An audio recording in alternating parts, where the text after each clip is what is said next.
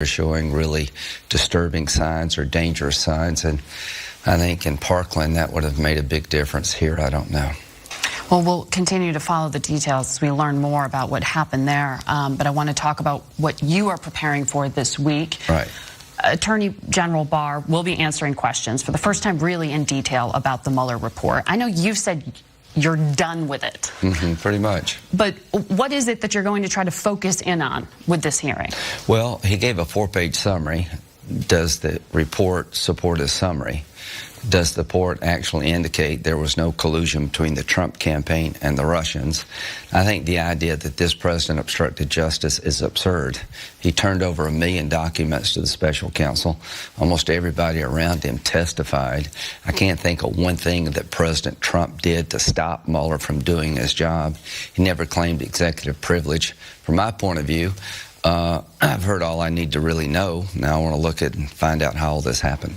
But on that point of attempting to obstruct justice or not, the president seems to want to continue to litigate this because he came out this week and said and denied that he had ever thought or told anyone to fire Don McGahn, the White House counsel. But that directly contradicts sworn testimony that was in the Mueller report, where Don McGahn said he almost quit. He was so pressured to fire the special counsel. Well, who do you believe? I think it's just all theater. It doesn't matter. I don't care what he said to Don McGahn. It's what he did.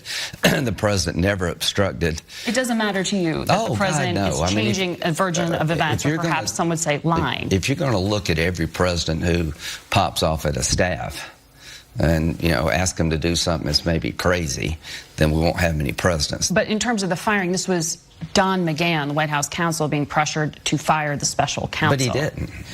I don't care what they talked about. He didn't do anything.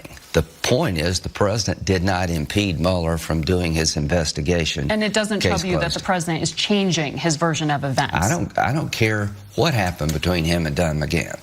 Here's what I care about. Was Mueller allowed to do his job? And the answer is yes. Name one thing that they did to stop Mueller from doing his job. And if you can't, then there's no obstruction. Will you call him again to testify? No, not me? No, I'm done. What about the special counsel? I'm not going to relitigate it. I don't know how clear I can be, Margaret. It's over for me.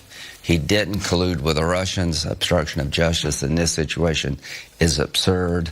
I fought hard as hell to make sure Mueller could do his job. I introduced legislation to make sure he couldn't be fired. It's over. But in terms of this report, it was not just the obstruction of justice that you seem to be saying you're over.